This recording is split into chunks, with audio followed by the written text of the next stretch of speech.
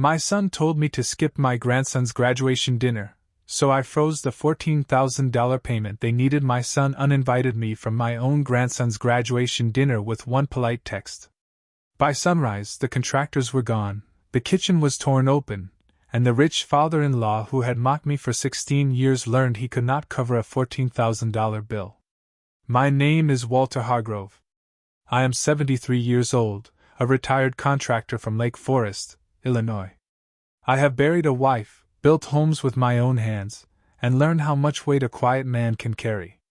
For 16 years, I let Victor Langley treat me like hired help while I quietly paid for the life his daughter enjoyed. I never corrected him. I never exposed him. I never even raised my voice across his polished dinner table. Then my only son, Daniel, sent me the message that ended it. On a Thursday evening in late May, I was in my garage sanding a small bookshelf for Ethan when my phone buzzed. Dad, please skip the graduation dinner tomorrow. Claire thinks it's better if we keep it to her side of the family.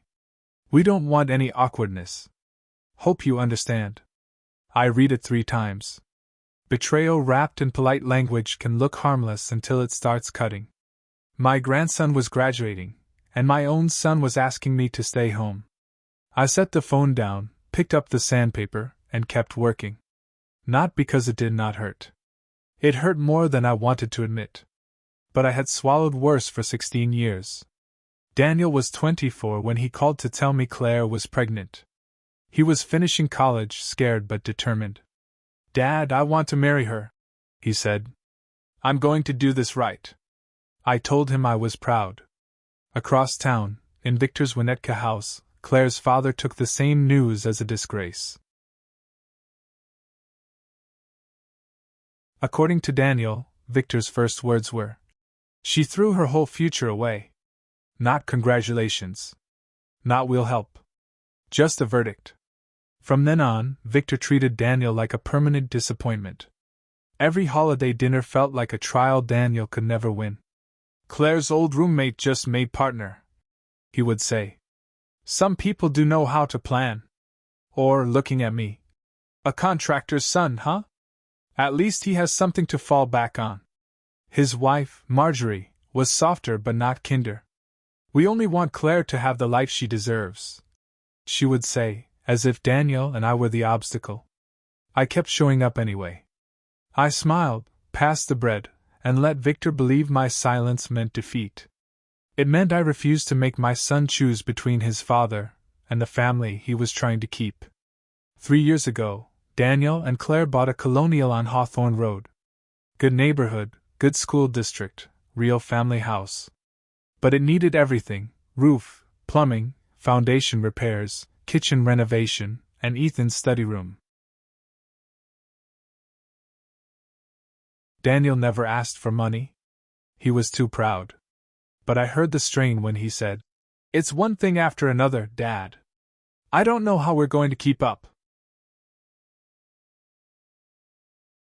So I called my attorney, Marcus Reed, and started moving funds. Over 14 months, I paid $93,000 into that house. New roof. Foundation work. Updated plumbing. A kitchen Claire wanted. A walk-in pantry she had mentioned twice, never knowing I remembered. Ethan's study room, built exactly as he wanted it. I supervised the contractors and called in old favors because I did not want Daniel going to Victor Langley with his hand out. That was my line. My son would not owe that man his dignity. The final payment, $14,000, was scheduled for Friday morning, the day after I was told not to attend Ethan's graduation dinner. I stared at Daniel's text, then typed 7 words. I understand. Take care. After that, I called Marcus. Freeze the final renovation payment first thing tomorrow, I said. There was a pause. Everything all right, Walter? Not particularly, I said. But it will be. By noon Friday, the crew had packed up and left Hawthorne Road. The kitchen was half finished, drywall exposed, cabinets stacked along the wall, pantry framed but empty. Claire called at 7:14 the next morning. Walter, what did you do? No hello. Just accusation. Good morning to you too, I said. The contractor says the payment stopped. We have 30 people coming in 11 days. My father's business partners, people from the club, I know who is coming, I said. I helped plan half of it, remember? Then fix it. That word settled over the line like dust. I think you misunderstood my role, I said.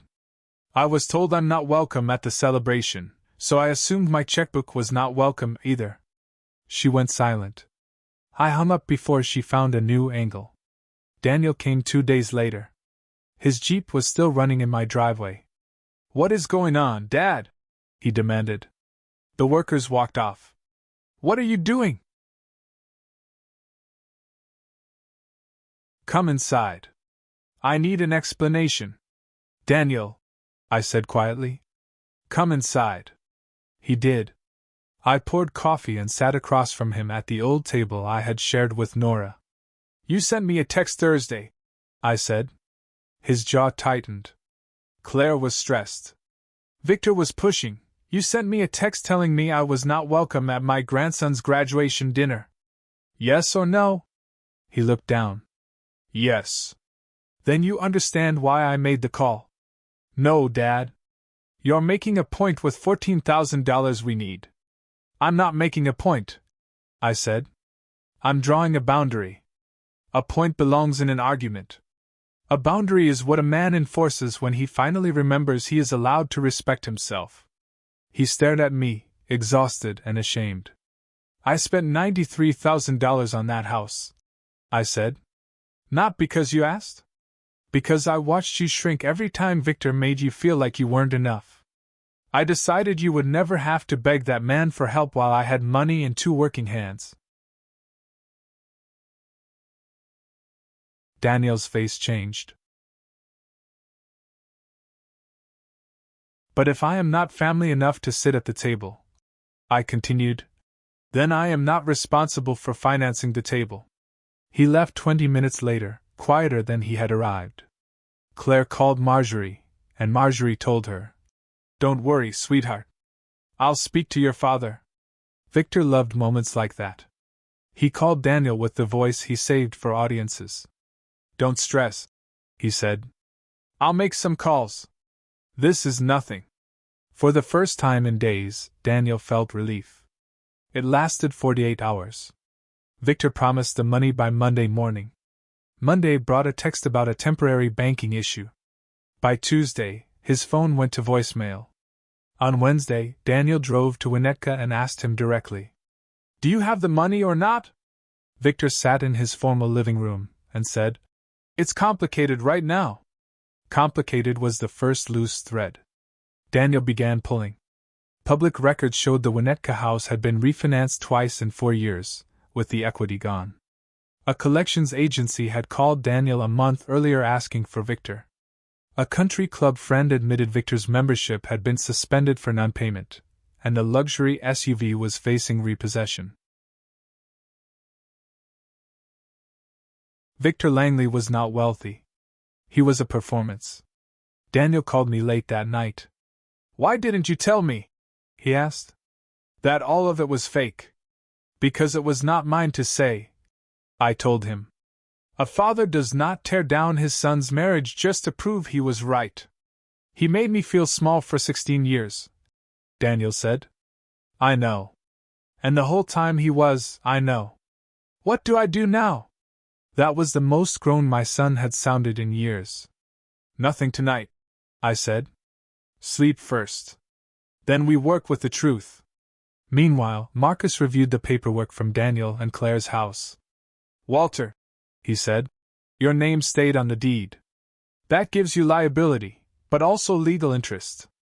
If necessary, you can petition for a partition sale to protect your equity. I did not want to sell the house. Ethan lived there. But I was done being tied to a home where my presence could be erased with one text. Draft the notice, I said. Do not file yet. Just send it. When Daniel and Claire received the preliminary notice, panic spread through Hawthorne Road like smoke. Claire called Daniel at work. Marjorie called Victor. Victor, I was told, put his fist to a wall beside one of his framed golf photos. The neighbors noticed the abandoned renovation, missing crews, exposed drywall, a half-built kitchen visible through the windows. Then Ethan came to my door. He was 16, serious in his school lacrosse hoodie, with Daniel's jaw and Nora's eyes. "Grandpa," he said, "I talked to one of the contractors. Mr. Alvarez said you paid almost every invoice." I stepped aside. "Come in." At my kitchen table, I opened the folder I had kept ready: receipts, wire transfers, invoices, payment schedules.